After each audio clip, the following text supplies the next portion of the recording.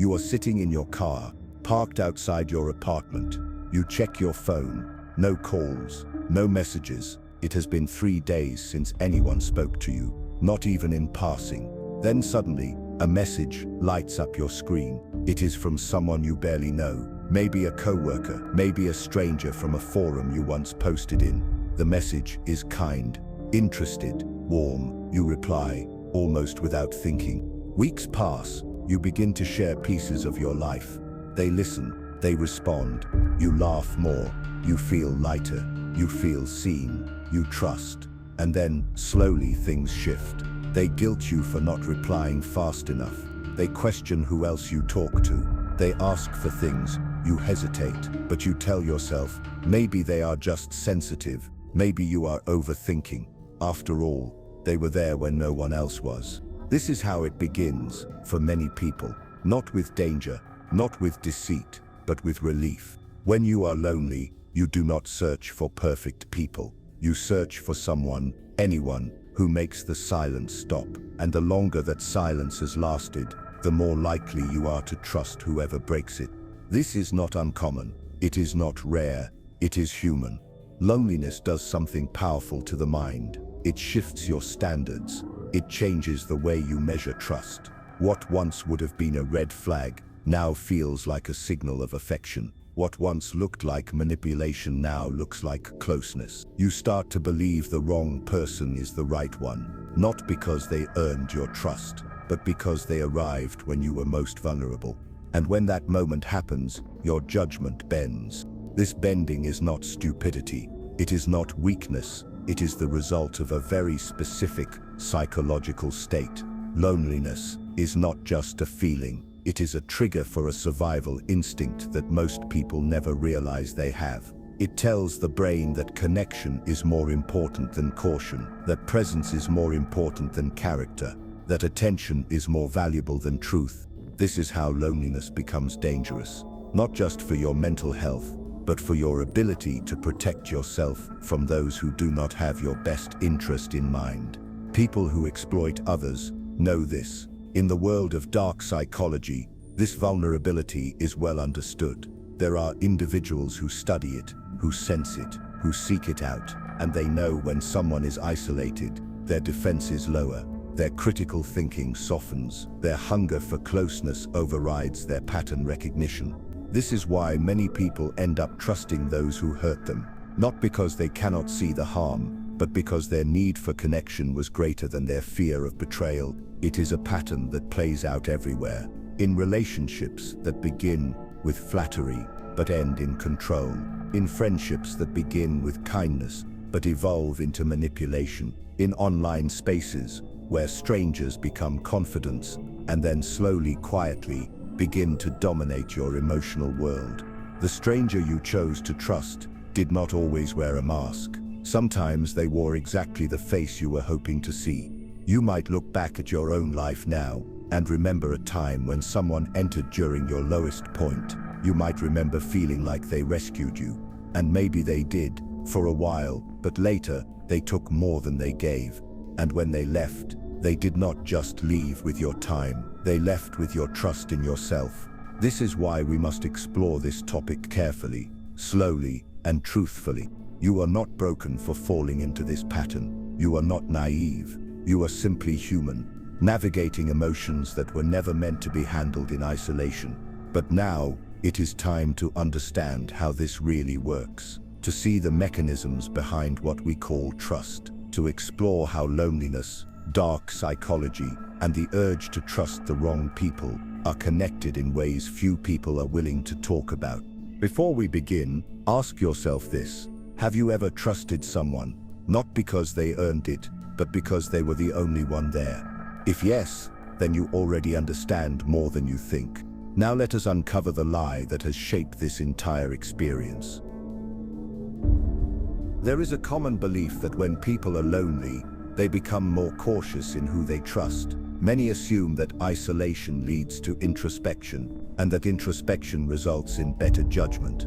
This belief is false. Repeated psychological studies and clinical observations show that the opposite is true. Loneliness does not improve discernment. It compromises it. To understand this fully, we need to define loneliness, not as a passing emotion, but as a sustained psychological condition. In psychological literature, loneliness is described as the distressing experience that occurs when a person's social relationships are perceived as insufficient to meet their emotional needs. It is not necessarily about being alone, but about feeling disconnected. This state affects cognitive processing, emotional regulation, and decision-making. Research from the University of Chicago, led by psychologist John Cacioppo, demonstrated that chronic loneliness is linked to impaired executive functioning. In simple terms, the brain becomes less capable of assessing social cues accurately. The lonely individual is more likely to misread intentions, overlook inconsistencies, and interpret neutral behavior as warm or inviting. The lonely brain is not sharper, it is more suggestible. This is not a philosophical idea. It is a neurologically observable pattern. Functional MRI scans of individuals experiencing prolonged loneliness show heightened activity in brain regions associated with social threat detection, such as the amygdala. At the same time, areas responsible for trust evaluation, such as the medial prefrontal cortex, show inconsistent or suppressed activation. This neurological imbalance means that lonely individuals are more reactive to perceived social opportunities, but less effective at assessing whether those opportunities are healthy or safe. When a person is lonely, they are not simply feeling sad, they are functioning in a state of social deprivation. This deprivation activates biological survival mechanisms. The human brain evolved to seek connection as a survival need. Just as hunger increases the likelihood of eating unhealthy food, loneliness increases the likelihood of forming unhealthy bonds. It is not the quality of the connection that matters to the brain in this state. It is the presence of a connection, any connection, that is prioritized. This is why people often trust the wrong individuals during lonely periods. They are not seeing the person clearly. They are projecting need onto availability. Anyone who appears responsive or interested can become disproportionately valued, regardless of their intentions or character. The more isolated a person feels, the lower their threshold becomes for defining someone as trustworthy.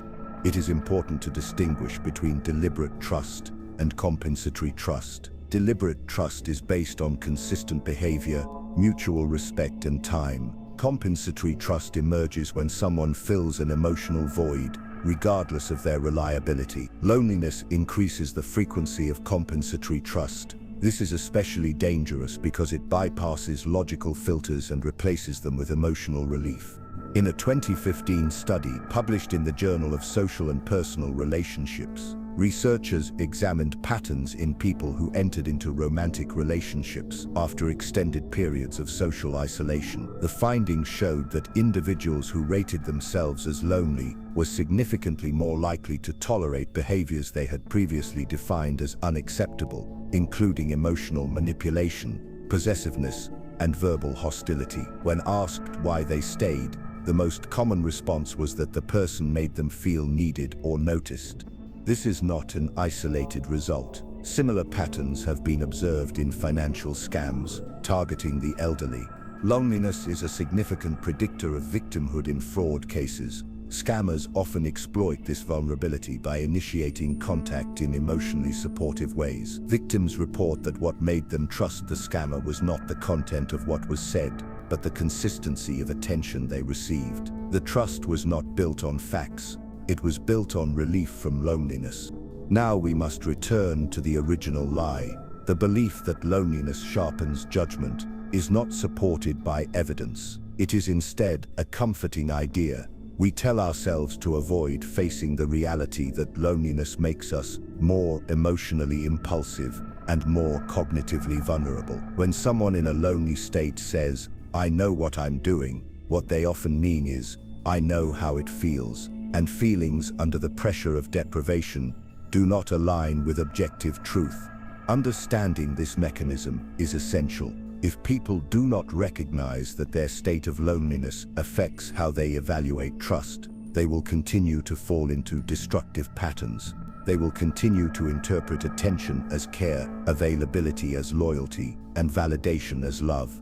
At this point, it becomes necessary to look deeper into what loneliness does to the brain and how it interferes with basic psychological processing. We must examine the neurological and emotional consequences that arise when the need for social connection is unmet for too long.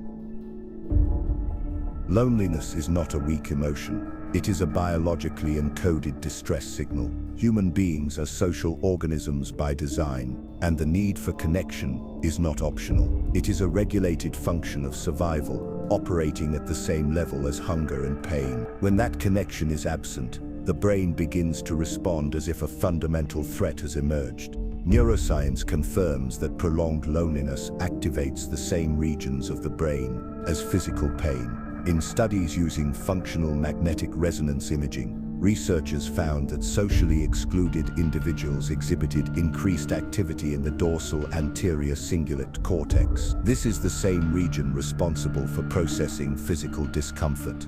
The experience of being left out or isolated is not just emotionally unpleasant, it is biologically registered as harmful.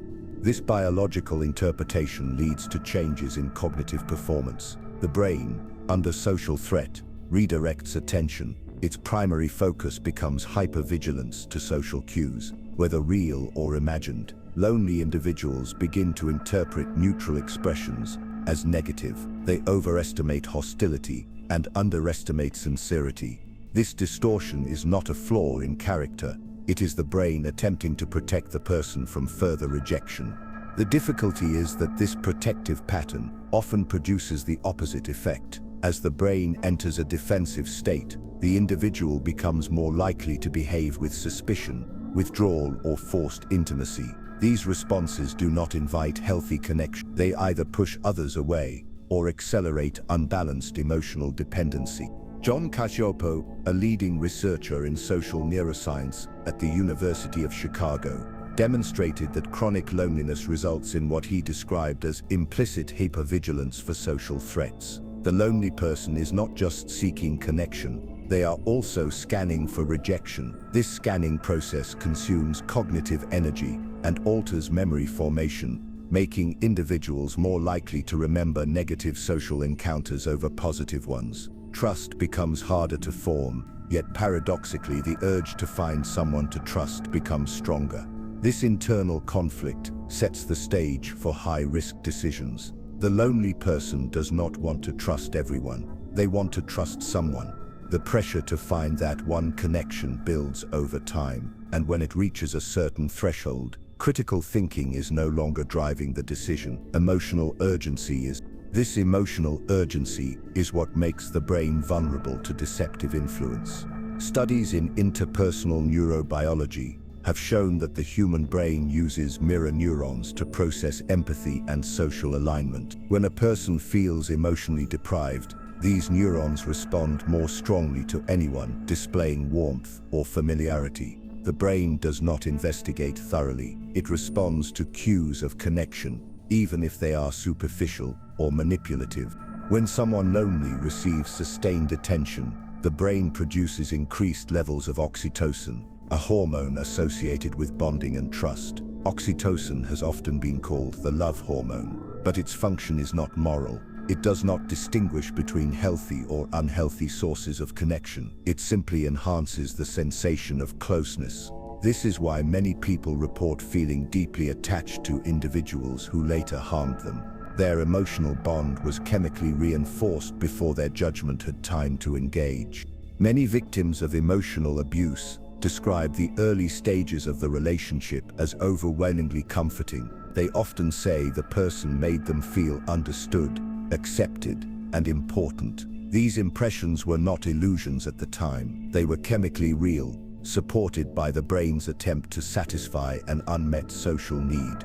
A woman who had recently lost her job and moved to a new city began speaking daily with a man she met online. Within weeks, they were sharing personal stories, insecurities, and goals. He was attentive, responsive, and empathetic. She later admitted that she trusted him more than anyone in her previous life. Eventually, She sent him thousands of dollars in small increments after he told her he had been diagnosed with a serious illness. Months later, she discovered that he had done this with several women, using the same story, the same words, and the same patterns.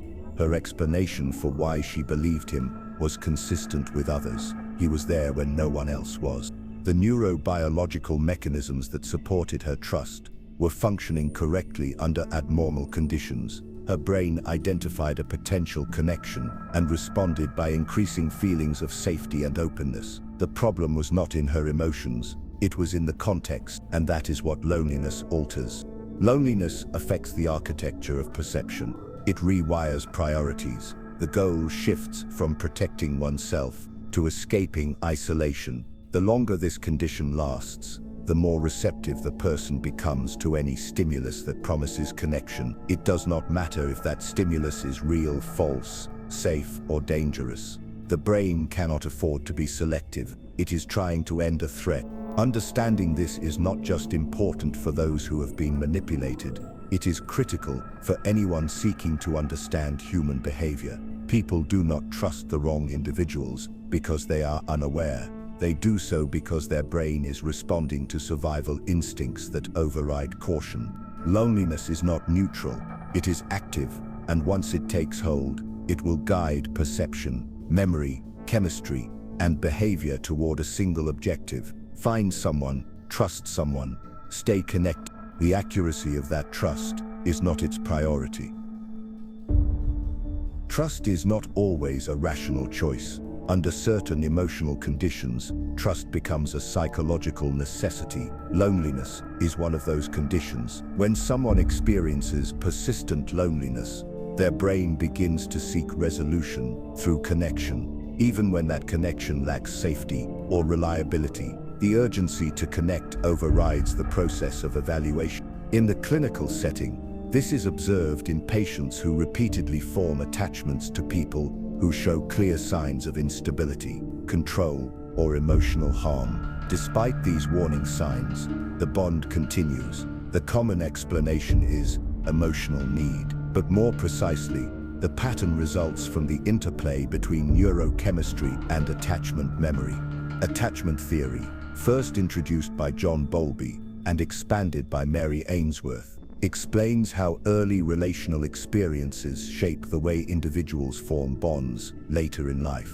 When someone experiences loneliness, their attachment system activates. This system is designed to restore proximity to others. It does not discriminate between healthy and unhealthy sources of attachment. If the individual has a history of anxious or disorganized attachment, their loneliness may trigger behaviors that mirror past dependency patterns. This increases the likelihood of accepting inconsistent, dismissive, or even abusive treatment. The person does not cling to the harmful relationship because they want to be hurt. They cling to it because they fear being left in isolation more than they fear being mistreated. In psychological terms, this is known as the avoidance of abandonment anxiety. The mind calculates a subconscious cost-benefit scenario.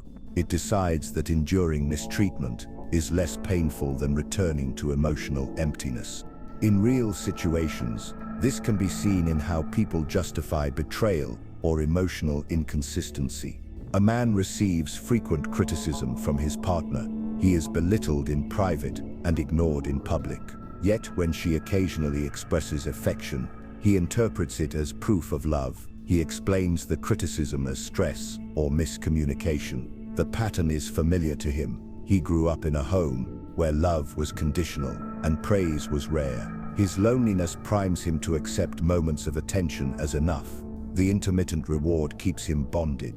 The same pattern occurs in friendships. A woman begins spending time with a friend who dominates conversations, disregards boundaries, and often disappears without notice. But when this friend returns with excitement or laughter, the woman forgives everything. Her social circle has become small, and her sense of worth is linked to feeling included. She tells herself that the friend is just busy, or that this is how friendship works now. In reality, her emotional hunger is overriding her protective instincts.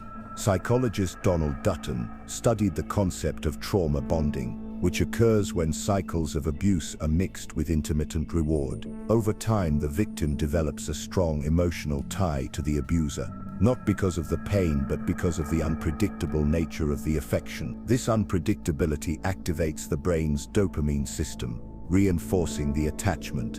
In lonely individuals, the threshold for bonding under these conditions is lower. The presence of attention, even harmful attention, is treated as emotional nourishment. Another factor is narrative construction. People often build internal explanations to justify staying in harmful relationships. When someone lonely places emotional value on a connection, they become invested in its meaning. Ending the relationship would not just be painful, it would require them to admit that they misjudged someone they depended on.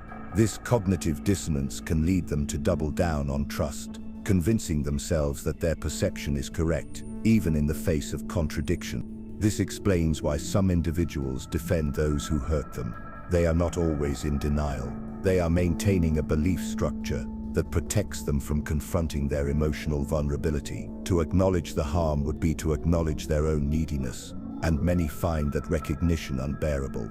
Loneliness is also linked to reduced self-worth. When someone internalizes the belief that they are hard to love or easy to leave, they lower their expectations for how they should be treated. They interpret neglect as normal and kindness as rare. When someone finally shows interest, they may see it as an exceptional event, a rare opportunity.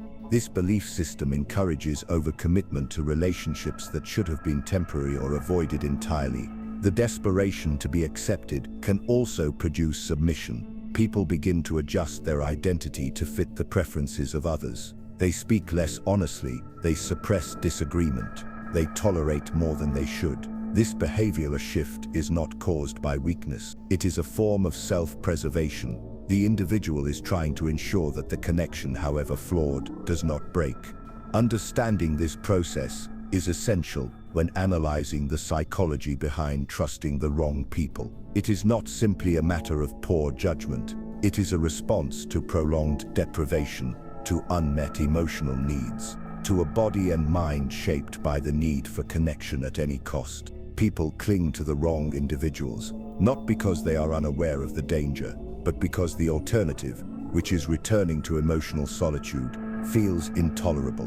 When that is the choice, many will stay. Predatory behavior in human relationships is often subtle. It does not always begin with hostility or aggression. It frequently begins with charm. Individuals who manipulate others, particularly those who understand the psychology of emotional vulnerability, often look for specific signals that someone is lonely. These signals are not always verbal. They can be found in body language, conversation tone, patterns of communication, or even online activity. Psychologically, loneliness creates a lowered defense posture. The person who is isolated is more likely to respond quickly, disclose personal information early, and accept unsolicited attention. Manipulators observe these cues. They know how to present themselves as trustworthy by mirroring the emotional language of the other person. This mirroring builds perceived similarity, which enhances rapport and makes the lonely individual more likely to form attachment quickly. A commonly used tactic is love bombing. This involves excessive attention, praise, or affection at the beginning of a relationship. It is designed to overwhelm the recipient's sense of normal pacing. For lonely individuals, this type of intensity often feels like a solution to their emotional starvation. They may interpret it as a rare opportunity for genuine connection. What they do not see is that the affection is not sustainable. It is a manipulation technique designed to accelerate trust before doubt has time to develop. Another tactic is intermittent reinforcement. The manipulator alternates between affection and withdrawal. This creates emotional instability. Over time, the lonely person becomes conditioned to chase approval. When attention is withheld, they feel anxiety. When attention returns, they feel relief. This cycle strengthens the bond. Even though the relationship is psychologically damaging, the pattern activates the same neural circuits involved in addiction. The uncertainty becomes part of the attachment. Gaslighting is also frequently used in these dynamics. It involves the denial or distortion of reality. to confuse and destabilize the victim. A lonely person who already doubts their worth or perception becomes especially susceptible. When the manipulator questions their memory or feelings, they may accept the alternate version of reality more easily. They do not want to lose the relationship. Admitting something is wrong would threaten the connection they depend on. Mirroring is another form of emotional manipulation. The predator adopts the interests, beliefs, or expressions of the target. This creates a false sense of compatibility. The lonely person begins to believe they have found someone who finally understands them. In reality, the compatibility is constructed. Once trust is established, the manipulator begins to reshape the relationship according to their own needs. Digital platforms have made these tactics more accessible. People who seek to exploit emotional vulnerability can now scan social media for posts that suggest loneliness. Status updates, photos, or even comments can reveal patterns of isolation. Once identified, the predator begins contact with empathy, humor, or shared interest. The lonely individual may respond quickly, grateful for the attention. They are less likely to question motives and more likely to reveal personal struggles early in the conversation.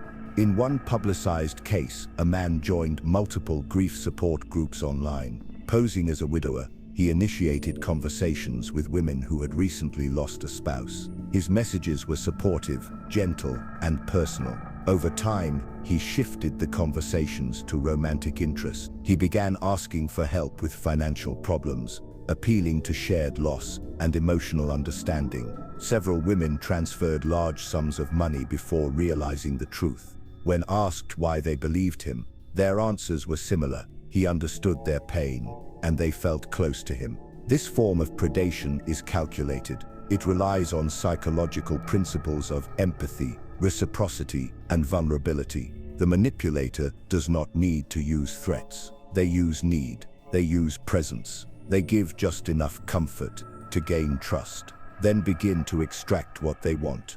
These tactics are not limited to romantic relationships. They occur in friendships, mentorships, and workplace dynamics. A lonely employee may become dependent on a supervisor who offers praise, then uses that dependency to control behavior. A socially isolated student may become attached to a classmate who shares secrets, then uses those secrets as leverage. The structure remains the same: identify vulnerability, offer relief, gain control. It is critical to understand that lonely individuals are not responsible for being targeted. Their emotional openness is not a flaw. It is a human trait that has been strategically used against them. The responsibility lies with those who intentionally manipulate trust for personal gain. However, awareness is essential. Recognizing these tactics allows individuals to slow down the bonding process, to question the pace of attachment, and to observe whether consistency matches the words being offered. Trust is not about how much someone says. It is about what they do when they are not trying to impress. Manipulators rely on speed. They rely on emotional hunger. When either is reduced, their influence weakens. The lonely must learn that connection is a human need, but not all connection is good. Some connections are built to extract, not to support. Those who understand this are harder to deceive. When a person remains in a relationship that consistently causes them pain, the outside observer often assumes ignorance. In reality, the decision to stay is rarely based on lack of awareness. It is more often a negotiation between two deeply unpleasant options: either remain connected to someone who may hurt you, or return to complete isolation. For many individuals who have experienced sustained loneliness, the fear of being alone is greater than the pain of being mistreated. This internal conflict shapes decisions that appear irrational from the outside, but are entirely logical within the emotional framework of the person involved. Loneliness has been shown to affect the same neural networks that process danger and safety. In a study conducted at the University of California, Los Angeles, researchers observed that lonely individuals had heightened activity in the default mode network. This is the brain system that becomes active when a person is thinking about the self or recalling the past. Increased activity in this network has been linked to social pain, rumination, and heightened sensitivity to rejection. This means that loneliness is not passive. It produces cognitive activity that reinforces the fear of further disconnection. When faced with a relationship that causes distress, the lonely individual may evaluate the situation, not in terms of health, but in terms of comparative suffering. Is it worse to be controlled or to be invisible? Is it worse to be criticized or to be forgotten? In therapeutic settings, it is common to see clients who describe their partners as emotionally cold, unpredictable, or manipulative. Yet when asked why they stay, the response often includes phrases such as, "At least I am not alone," or "I do not want to start over again." These are not expressions of fulfillment. They are acknowledgements of emotional compromise. This compromise is what psychologists refer to as affective forecasting. It is the brain's attempt to predict how future events will feel. Lonely individuals tend to overestimate the emotional pain of separation and underestimate their capacity for resilience. They imagine emptiness as unbearable and imagine connection, even painful connection, as preferable. This cognitive distortion is not uncommon. It is a form of protective bias. In one clinical case, a middle-aged man remained in a toxic friendship with someone who routinely insulted him, violated his boundaries, and manipulated his time. When asked what he gained from the relationship, he replied that it gave him something to do on weekends. When asked what he feared about ending it, he said the silence would be too much. The trade was clear. He was accepting humiliation in exchange for distraction from isolation. This type of trade-off is what creates the psychological condition known as learned helplessness. The term, introduced by Martin Seligman, describes a state where individuals come to believe that their actions cannot change their circumstances. When loneliness persists and attempts at connection fail or lead to further rejection, the individual may begin to accept harmful dynamics as fixed. They stop seeking better relationships and begin to maintain harmful ones as the best option available. There is also the issue of familiarity. Human beings are drawn to what is familiar, even if it is painful. If a person grew up in an environment where affection was tied to guilt, or where love was shown through control, they may seek out relationships that replicate those dynamics. Loneliness then becomes a trigger for returning to known patterns. It is not a conscious decision, it is a neurological shortcut. Emotional memory is stored in regions of the brain, such as the hippocampus and amygdala. These areas do not evaluate morality, they encode association. If past comfort was connected to a person who also caused pain, the association remains. When the present becomes lonely, the brain retrieves that model and seeks it out. This is why some individuals are drawn to emotionally unavailable or unstable partners. It matches their emotional blueprint. There is a deeper problem in that many people are unaware that they are operating under these patterns. They believe they are choosing freely. They do not recognize that their brain is offering them only the options that fit a specific emotional narrative. This is not about intelligence, it is about insight. Without reflection or guidance, many individuals will continue to mistake dysfunction for depth. The phrase "better than nothing" often justifies relationships that should never have started. This phrase reflects a fundamental fear, not a preference. It reveals that many people are more afraid of emotional void than emotional violation. When someone remains connected to a person who repeatedly harms them, the choice is often not between love and abuse. It is between betrayal and emptiness. One is familiar, the other is intolerable. This is what loneliness does. It shifts the scale of evaluation. It turns pain into preference. It turns silence into a threat. And when people make decisions from that place, they are not asking what is good for them. They are asking what hurts less. That is not a question of judgment. It is a question of survival.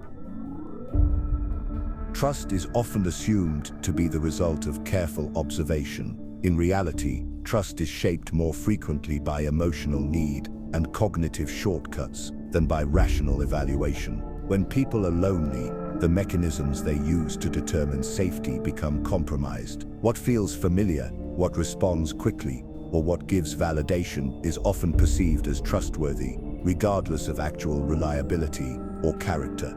This confusion between perceived safety and real safety is rooted in cognitive bias. The human brain is not a perfect processor of social information. It uses heuristics, which are mental shortcuts designed to simplify complex judgments. One of the most powerful of these is the familiarity heuristic. People tend to trust what they have seen before, heard before, or experienced repeatedly. If someone speaks in a familiar tone or shares similar opinions, they are more likely to be trusted, even if their actions suggest otherwise. For individuals experiencing prolonged loneliness, the familiarity heuristic becomes more dominant. The brain is in a heightened state of alert for social cues, and it prefers predictability over accuracy. If someone offers repeated interaction, even if it is shallow or inconsistent, the brain may interpret it as reliable.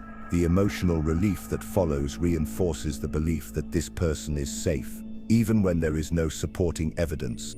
This is particularly evident in parasocial relationships. These are one-sided emotional attachments formed with public figures, influencers, or characters who do not know the person exists. Lonely individuals often engage deeply in these relationships, believing they understand or feel connected to the figure. The emotional intensity is real, but the relationship lacks mutuality. It is not built on shared experience or reciprocity. It is built on projection. A teenager spending hours watching videos of a streamer begins to feel as if they are friends. The streamer responds to chat, makes eye contact through the camera, and shares personal stories. The viewer, lacking real social interaction, begins to believe that the bond is mutual. They invest emotionally, feel loyalty, and even defend the streamer in online spaces. But when the streamer stops producing content or behaves inappropriately, the viewer experiences confusion and betrayal. The connection was never balanced. It only felt that way. This same distortion can occur in real-life relationships. When someone fills an emotional void during a lonely period, the relationship may be built not on shared values, but on shared timing. The person arrived when they were most needed. That arrival becomes meaningful. It is mistaken for alignment, and often treated as proof of compatibility. When the relationship turns harmful or distant, the person remains committed to it, not because of present benefits, but because of the initial sense of safety it once provided. Human beings are also susceptible to confirmation bias. Once someone is perceived as trustworthy, any behavior that contradicts that belief is often dismissed or reinterpreted. A person may notice a lie, a broken promise, or a disrespectful act, but explain it away as stress, miscommunication, or temporary change. This happens more frequently when the trust was built during loneliness. The emotional need attached to the relationship makes it harder to update the mental model. The person does not want to believe they were wrong, especially if that belief gave them comfort during a painful time. Children who grow up in emotionally unstable environments often develop what is known as insecure attachment. When they become adults, they may gravitate toward relationships that replicate those early patterns. A partner who is distant, inconsistent, or critical may feel oddly comforting, not because it is good, but because it is known. Loneliness activates the attachment system, and the person seeks safety where they once survived, not where they are respected. The illusion of safety is also reinforced by self-narratives. People like to believe they are good at reading others. They like to think their intuition is accurate. When loneliness distorts those judgments, admitting error becomes difficult. The bond must remain trustworthy, because the alternative is admitting they made themselves vulnerable to the wrong person. The mind protects itself by maintaining the illusion.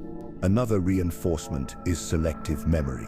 People in unhealthy relationships often focus on early moments of connection. They recall the laughter, the first signs of warmth, or the comforting texts. These memories become the emotional foundation of the relationship, even when current behavior is detached or harmful. The illusion is preserved by anchoring it to the past, while denying the present reality. In cases of emotional dependency, the illusion becomes a form of identity. The person begins to define themselves by the relationship. They lose a sense of independence. Questioning the connection would mean questioning their own emotional judgment. It would require them to separate their feelings from the facts. That separation is psychologically demanding, and in states of loneliness, it is often avoided. Understanding the psychology of false safety is not about blaming the person who trusts. It is about identifying the process by which emotional hunger replaces logical evaluation. It is about recognizing how the need to feel connected can overpower the ability to assess whether the connection is good. Not every relationship formed during loneliness is harmful, but many of them are built on fragile ground. When someone offers comfort at the right time, it can feel like fate. But fate is not always safety. Sometimes it is timing that meets vulnerability, and when that happens, the trust that forms may feel solid, but it rests on illusion. If you have seen yourself in any part of this pattern, you are not alone. The psychological effects of loneliness are not limited to isolated cases or extreme environments. They influence behavior across all backgrounds, education levels, and personal histories. What makes them difficult to recognize is that they often feel logical in the moment. They feel like relief. They feel like connection. They do not feel like error until damage has already occurred. Loneliness is a powerful psychological state. It does not simply encourage trust in others. It actively lowers your ability to detect manipulation, misalignment, or risk. You begin to substitute attention for affection, consistency for character, and presence for protection. These substitutions do not occur because you are weak. They occur because your brain is doing what it is designed to do under stress. It is choosing what seems emotionally survivable over what is logically correct. If you are wondering why you stayed in relationships that harmed you, why you believed people who did not keep their word, why you forgave betrayal disguised as kindness, the answer is found in these psychological dynamics. You were not chasing pain. You were trying to escape isolation. That choice, while costly, was not irrational. It was human. One of the most common reactions in therapy is shame. People feel ashamed that they trusted someone who later exploited them. They feel ashamed that they ignored signs, defended dysfunction, or prioritized someone who would never do the same in return. This shame is understandable, but it is misplaced. The decision to trust during a lonely period is not a character flaw. It is a predictable outcome of specific psychological conditions. You are not defined by the person you trusted. You are defined by the insight you gain afterward. If you continue to repeat the same decisions without questioning the emotional context behind them, you will repeat the pattern. If you pause and ask what made this feel safe, what emotional need was being answered, what fear was being avoided, you begin to awaken from the illusion. There is a decision point, and it comes quietly. It is the moment when you feel the need to reach out to someone who has consistently failed you. It is the moment when you convince yourself that one more conversation might bring closure, that checking in might restore the warmth, that staying quiet might make them come back. Ask yourself honestly, is the bond real, or is it a habit? Is the person trustworthy, or are they simply familiar? Are you holding on to the relationship, or are you holding on to what it meant to you when you were lonely? This is not about blaming yourself. It is about reclaiming the part of your mind that was handed over to the wrong person during a vulnerable time. You may not have chosen the loneliness, but you must choose what you do with it. Some of you have trusted people who used you for comfort and then disappeared. Others have stayed in relationships long past the point of emotional safety. Some of you are still in them, still explaining behavior that does not make sense, still hoping that clarity will appear if you just give it more time. It is not time that brings clarity, it is observation, and the willingness to see what is there, not what you wish was there. Write it down if you need to. Write the name of the person who appeared when you were vulnerable. Write what they gave you. Write what they took. Write whether they ever truly returned what you gave. Not to shame yourself, but to clarify your own perception.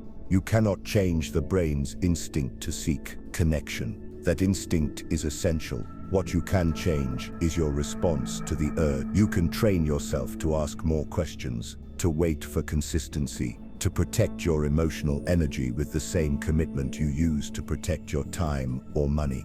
Understanding the dark psychology of trust is not about avoiding people.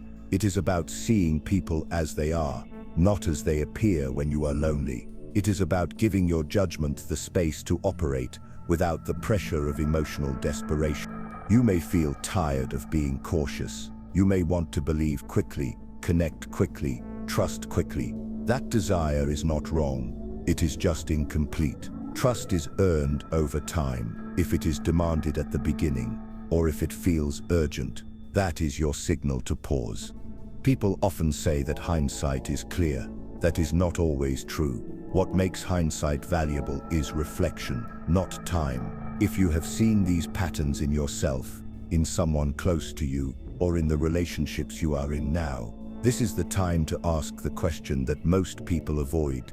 Was the connection real, or did it only feel real because I needed it to be?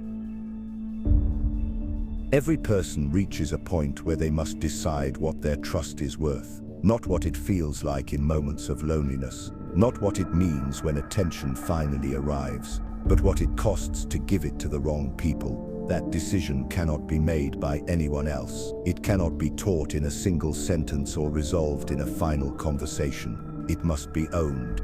Psychological manipulation is often not visible until its effects have already taken root. By the time someone realizes they were being used, they may already have shared too much, changed too much, or given up parts of themselves they did not expect to lose. Rebuilding from that place is slow, it is difficult, but it begins with a basic shift, the recognition that safety is not created by others, it is maintained by you. No one can prevent loneliness. It will happen again. There will be days when silence returns, when the messages stop, when the space feels cold, and the mind begins to search for someone to make it easier. That is the moment when decisions carry weight. That is the moment when you choose whether to invite someone into your life because they deserve it, or because you need the silence to stop. If you are waiting for someone to come along and prove that connection can heal you, the risk is that you will wait with your guard down. The person who arrives may say all the right words. They may notice what no one else did. They may offer warmth, comfort, and interest. But if your standard is simply presence, anyone can meet it. If your standard is value, consistency, and depth, very few will pass. That is how it should be. When people speak of self-respect, they often think in terms of dignity or pride. In clinical psychology, self-respect is more practical. It is the ability to say no, even when the yes would feel better in the moment. It is the ability to wait, to observe, and to recognize that not all discomfort needs immediate resolution. The person who learns to sit with silence gains the ability to hear themselves more clearly, and when that happens, trust is no longer a craving. It becomes a process. You will encounter people who want your time, your energy, your loyalty. Some of them will mean well, others will not. You cannot always know which is which at first. What you can know is whether you are entering the relationship from stability or from hunger. That difference shapes everything that follows. Many people look back at their most painful attachments and say they saw the warning signs early.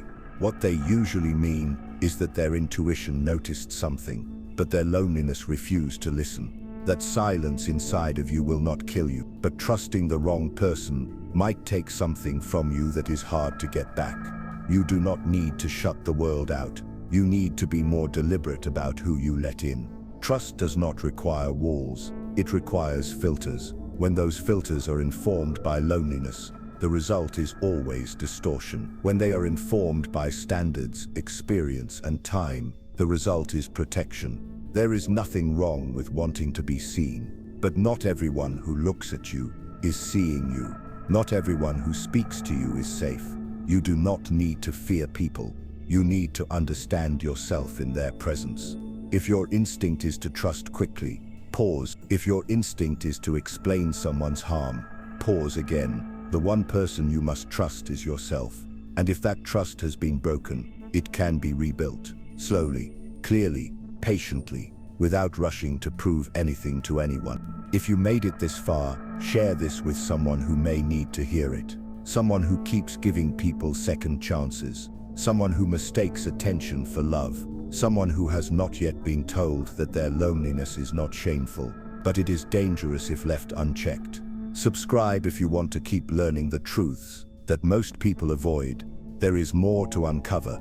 The next truth will not be easier, but it will be necessary.